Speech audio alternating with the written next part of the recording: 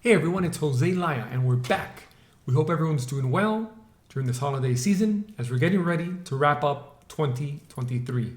We all know that closed sales get all the attention and all the glamour, but we wanted to take this opportunity to highlight the rental market here in Miami. As we have noticed over the last few months, there has been a shift in the rental market. So we wanted to take a deeper dive to see if we can spot any trends and see if we can figure out what's really going on in the rental market here in Miami. We have noticed inventory available for rent is starting to increase in most areas, while days on market is also starting to increase, causing prices to adjust accordingly. We wanted to find out what's going on. First, let's consider that over the last few years, interest rates were at historically low levels. This is what adds fuel to the fire for developers. It's the perfect recipe for developers not only to build condo towers, but also for developers to build apartment towers, mainly rental communities. These apartment towers and rental communities that have been built over the last few years are now starting to open up and are flooding the market with rental units to compete with all other rentals. There's two specific areas in the Miami real estate market that we feel we want to highlight to show you what's been going on in the rental market over the last few years and how thousands of rental units are being able to be built in close proximity to each other in small parts of town. These two areas specifically are downtown Miami. The zip code there is 33132, which is pretty much a central business district of downtown, and also Coral Gables, specifically South Gables, or the zip code there is 33146.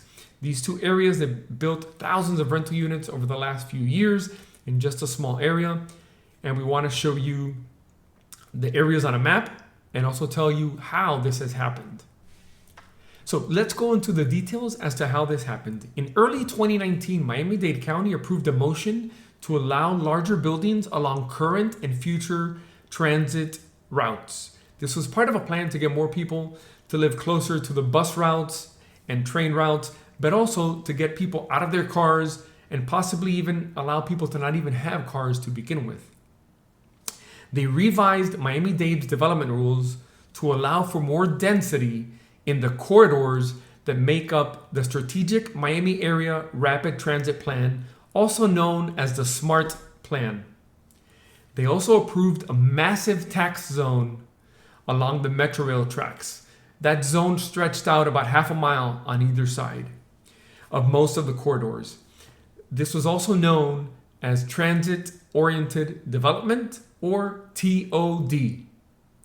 This new zoning increase came at a perfect time for apartment developers, as shortly thereafter, interest rates started their descent to historically low levels.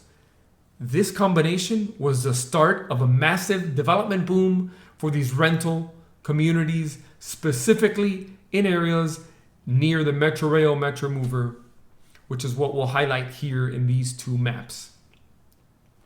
As a result of this massive development boom of rental units, we are now starting to feel its effects on the real estate market. Most of these rental communities attract new tenants by offering great incentives, such as 1 month's free rent, a very low security deposit to start, a plethora of amenities. A lot of them have even added retail components to the lower floors of their projects, including restaurants, shops, some in downtown. As you know, they've added supermarkets, including a Whole Foods. In Coral Gables, we've seen that they added a Trader Joe's to the lower levels, obviously making it attractive to live in that community, as you can just go downstairs for your everyday supplies. And of course, everyone likes what's new. Renting an apartment and a building that's never been lived in also makes it more attractive. We're first going to look at the map of downtown Miami to kind of show you the towers, where they are, but also the area of Miami within downtown Miami. And then we're going to show you the map for Coral Gables. And at the end, we'll come back and give you our opinion in our summary. So let's jump into the first map of downtown Miami, and we'll show you where these towers have been built. Here we go. Okay, so we have the map up for downtown Miami. Let's jump right into the map and go over the details. So This area that you're seeing here on the map, that zip code is 33132. That's in front of the arena. It's got Bayside in the middle. The Miami World Center is there. What's allowed the development here to take place over the last few years is that on the bottom left, you may see it in blue, there's a blue train. The major transit hub that's been there for years is the Metrorail Metromover Transit Hub, which is Government Center. Over the last few years, you've also had being built next to the Government Center, you've had the Tri-Rail and most recently Brightline, which obviously has attracted attention to this area, but also allowed developers to take advantage of these transit-oriented developments as they allow the increase for the zoning and allow more units into their projects. In this small area that you see, it's roughly 1 square mile, we counted about 8 new projects that have been delivered over the last few years, some of them with 2 towers on site, for a total of over 4,000 rental units amongst these projects that you see here with the red dots. That's over 4,000 rental units as of the end of 2023, with thousands more to be delivered in 2024 in an area that's roughly 1 square mile. That's a lot of units for that small part of town. Interesting thing to note is that if you look just to the north of the red dots, you'll see about 3 red dots just to the north of that. That area there is 14th Street, also known as the Arts District. You've had pretty much one developer build about 2,000 rental units in that area prior to this taking over or this happening. So that adds, imagine, so in that area that you see here basically on this map, you have over 6,000 rental units that have hit the market over the last few years due to the fact of this transit-oriented development and the smart plan that's allowed them to increase their zoning. The interesting to note about all these apartment towers and rental communities that are being built and taking advantage of these, the transit-oriented development, is that most of the units are smaller type units. They're studios, they're 1 and 2 bedrooms. Some of these apartment communities don't even offer 3 bedrooms to rent. The ones that do offer 3 bedrooms to rent, they're obviously on the smaller side, but at the same time, the 3 bedrooms make up a very small percentage of the unit type that they have to offer. So this is the map for downtown Miami. Let's jump into the map for Coral Gables and show you that area that has been developed just like this one has here because of the transit. Let's jump into the Coral Gables map now and show you that, and then we'll end it with our summary. Here we go. Okay, so here we have the map up of Coral Gables. Let's jump right in and we'll go over the details. You can notice right away that this area that we're highlighting, it's that triangle that you see with the red dots in the middle, and it's roughly half a square mile. So half the size of what we saw in downtown Miami, which is interesting.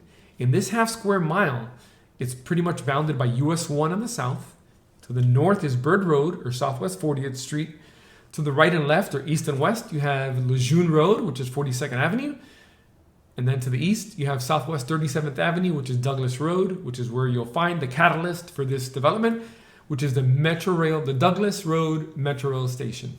That's what allows this increase in zoning and allows this development over the last few years. We counted roughly a handful of projects that were delivered here over the last few years with over 2,000 rental units delivered over the last few years. This is 2,000 apartments that have been delivered. Most of them are similar type and size to what we saw in downtown Miami. They're the smaller type of units, starting with studios, 1 and 2 bedrooms. Some of these buildings do not even offer 3 bedrooms for rent, while the ones that do, they're the smaller size 3 bedrooms, but they make up a very small percentage of the unit type available. One interesting thing to note is that if you ever drive by there, you'll see a really tall building. It's the tallest tower south of downtown Miami, south of Brickell. It's 37 stories. It's called the Cascade in Coral Gables. It's 37 stories. If you ever drive by it, it kind of seems out of place, but that's what the county allowed to be built. So that's why you get so many units in such a small part of town.